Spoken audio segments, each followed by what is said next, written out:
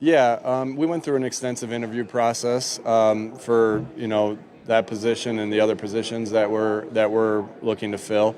That's such an important piece to make sure. Like it's such a good opportunity to sit and talk about coaching and kind of hear other people's thoughts. I picked Kevin out of the people that we interviewed because thought he was the best man for the job. First and foremost. And also, I think that when you look at good organizations, in college football, professional football, continuity is very, very important. And we were able to have a guy in house that is so ready to do the job that he's going to be asked to do. And we were able to keep continuity for Jalen. We're able to keep continuity for the receivers, AJ and Devontae, the offensive line, the offensive staff. There's a lot to that. And again, as I study great teams and great organizations, when they have guys that they know they can promote from within that are ready to do the job, they do that. And Kevin is so ready to do that. Excited for his opportunity.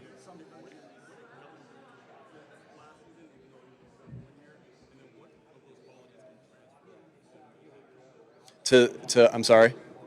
Yeah.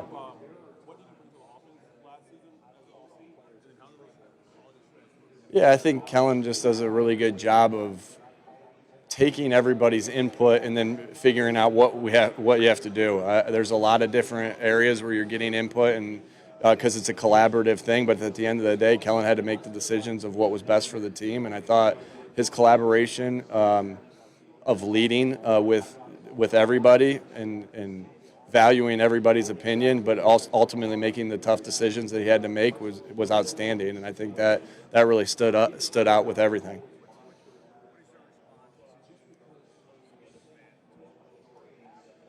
Yeah, that's a good question, Jeff. I think I've seen some of the stuff about what that it's an automatic play or that it's not we work really, I almost feel a little insulted because we work so hard at that play. The amount of things that we've looked into how to coach that play, the fundamentals, there's 1,000 plays out there, but it comes down to how you teach the fundamentals and then how the players go through and do with the fundamentals. I can't tell you how many times we practice the snap, we practice the play, because it's not a play that it's easy to practice. There's different ways we figured out how to practice it. The complements that come off of it that can create explosive plays. We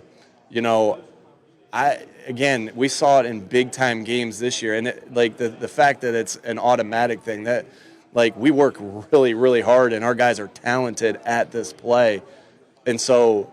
It's a little insulting to say it's just we're good at it, so it's automatic. We work really hard at it, and you see it throughout the league.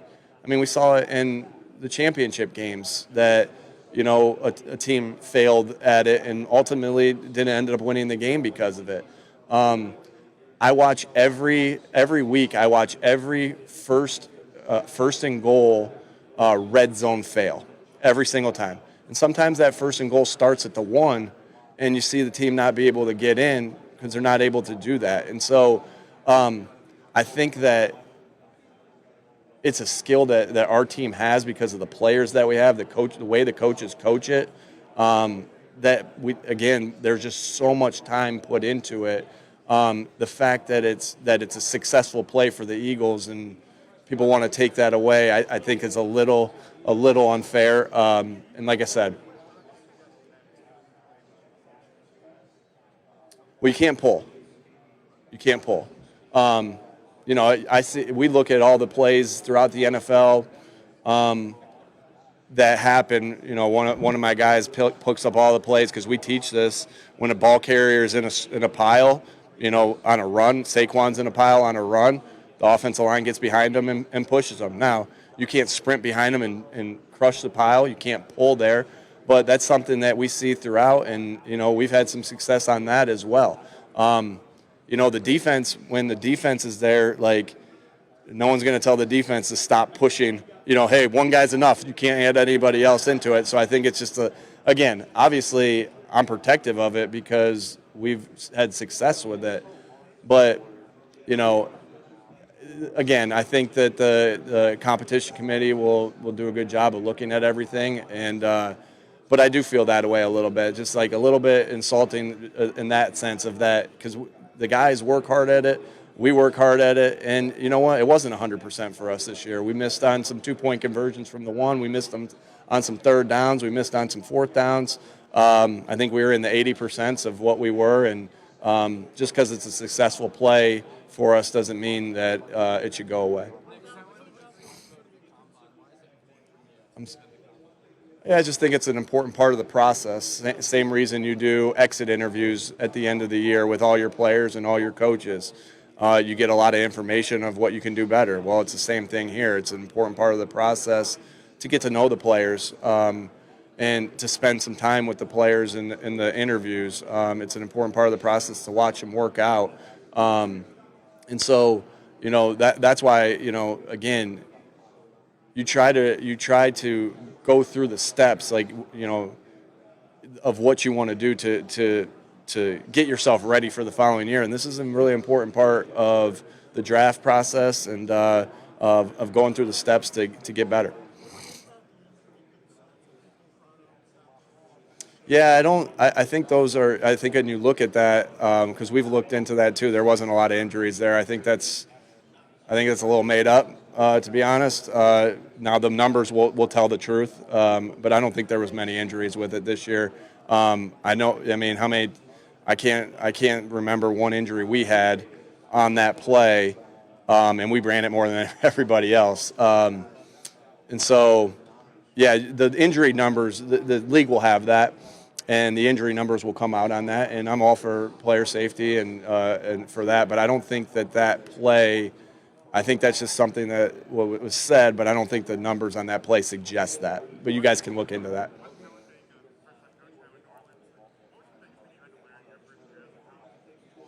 Yeah, just different things pop up. Day in, day out, and you have to be ready to handle those things. I have no doubt in my mind, though, Kellen will do a great job and be ready for the challenge. I tried. Maybe. I don't know. You'll have to ask him.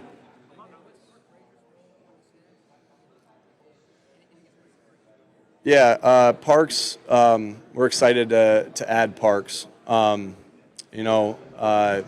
little bit, we'll get you guys that information when the time is right.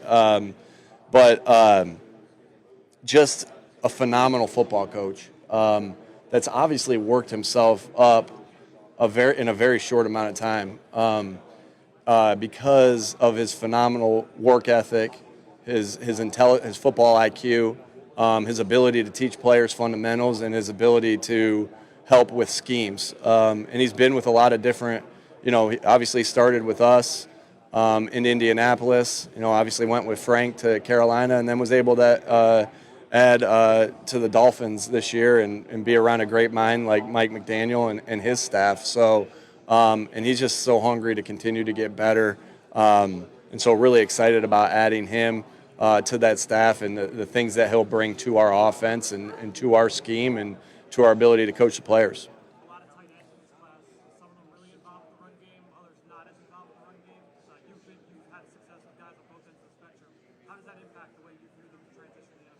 Yeah, when you're building a tight end room, it's kind of similar to when you're building a wide receiver room, and you look at it like a basketball team. You don't want all point guards, You want a point guard, you want a shooting guard, you want a forward, you want a center, you want a small, all those different things because of all the roles that you're asking them to do. It doesn't have to be one person does every role. Hey, I need a guy to be able to do this. I need a guy to be able to hold the edge here in blocking or run this route or run that route. And so, I look at it the same way that when you're do they give as a group as a whole in the tight end room, do they provide everything you need for that? And so that's what you look at when you're looking at these guys. What roles can they specifically do, and can they help your offense with?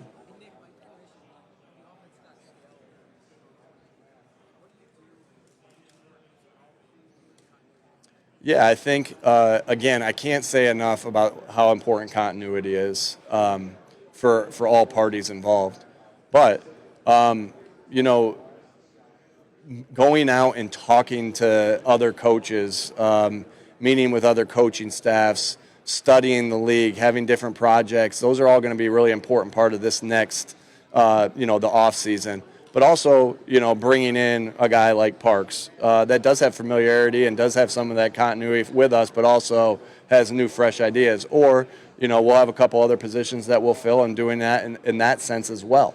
But I know that we have a curious and hungry group of, we'll stay on offense. You asked me about offense, of coaches that constantly want to get better. So, even through the interview process, you write things down and you're like, yeah, I'd like to look into that. And I can't tell you how many things we'd start and said, hey, let's study this. Hey, let's study that. Oh, this could be good for us. And you do the same thing throughout the year, Zach. Like, you're playing, you're playing the Rams and you're watching their offense. You're like, my goodness, there's so many good things that they do.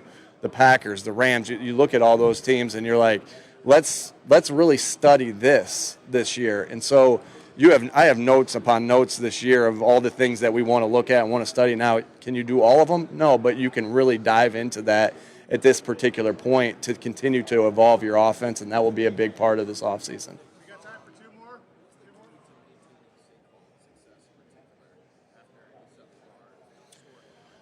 Yeah, in our weekly media in Philadelphia, I know you weren't part of that. They kind of asked me that as far as, well, he had a lot of carries. How are you going to make sure he gets through?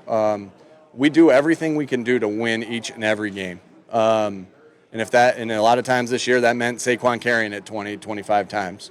And that also is the case of what kind of game you're in, right? If you're in a game where you're in a 4-minute game, you're going to keep pounding the ball to run the clock through and still be aggressive.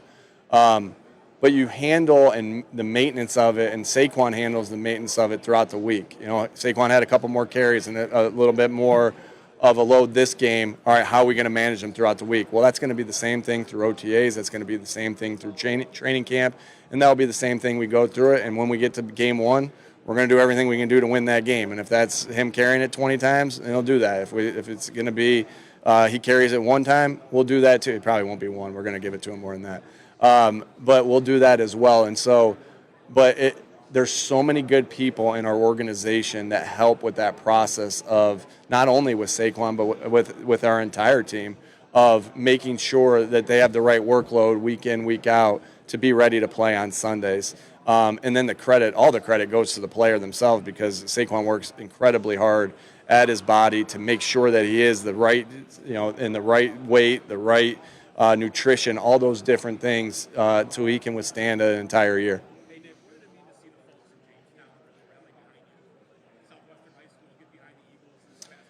Yeah, anytime. I think I've seen a couple videos of our players being able to go back to their hometown after winning. I saw Slay had a great moment at his hometown. I think Coop was talking at Iowa the other day. I saw something with Jahan Dotson there where he was able to go there. Now, this is for all those guys, and for myself at Jamestown, I include myself into that. There's a lot of people that help get you to the spot that you're in when you're able to win it at the end of the year, or just be in the NFL in general. And so to see that the town, is so excited for you, or my parents see somebody at church and like, oh, this person asked you about you, or that person asked about you. That's an awesome thing, because it takes all those people, the town and the school that you went to, make you who you are today. As part of what shaped you, who you are today. The high times that you had there, the low times that you have there, shape you. And I'm definitely a product of Jamestown, Jamestown, New York. And I'm really proud of that, and really thankful for all the people, coaches, teachers, friends, parents, family, everything that have helped shape me who I am today. Thank you.